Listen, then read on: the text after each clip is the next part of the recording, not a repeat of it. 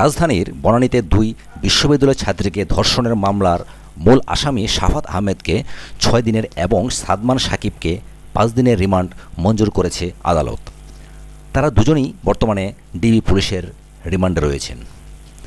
রিমান্ডের প্রথম রাতেই তারা দুজন খাবার নিয়ে নাটক করেছেন বলে জানিয়েছেন ঢাকা মহানগর গোয়েন্দা পুলিশের এক কর্মকর্তা। তিনি বলেন, শাফাত ও সাদমানকে ডিবি অফিসের কারাগারের দক্ষিণ সেলে রাখা হয়েছে। শুক্রবার রাত 8:15টার দিকে যথারীতি তাদের সঙ্গে একই রুমে থাকা আরও ৯ জন সহ মোট ১১ জনের জন্য সাদা ভাত, মাছ ও ডাল পাঠানো হয়। কিন্তু শাফাত ও সাদমান সে খাবার খায়নি। পরে রাত 9:30টার দিকে তাদের এক আত্মীয় ডিবি অফিসে এসে মুরগির মাংস, সাদা ভাত, সবজি এবং গরুর মাংস দিয়ে যায়।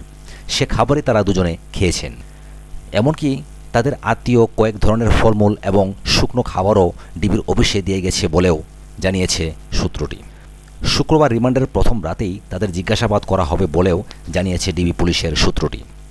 এর আগে দুই অভিযুক্তকে ঢাকা মহানগর হাকিমের আদালতে হাজির করার পর পুলিশের পক্ষ থেকে 10 দিনের রিমান্ডে নিয়ে জিজ্ঞাসাবাদের আবেদন করা হয়েছিল। রিমান্ড আবেদনের পক্ষে শুনানি করেন ঢাকা মহানগর দায়রা জজ আদালতের পাবলিক প্রসিকিউটর আব্দুল্লাহ আবু। আসামি পক্ষের আইনজীবী অভিযুক্তদের নির্দোষ দাবি করে রিমান্ডের আবেদন বাতিল করার এবং অভিযুক্তদের জামিন মঞ্জুর করার অনুরোধ জানান। সাথে থাকার জন্য অসংখ্য ধন্যবাদ। পরবর্তী এক্সক্লুসিভ সংবাদের জন্য আমাদের এই চ্যানেলটিকে সাবস্ক্রাইব করবেন এই আশা রাখি। ধন্যবাদ।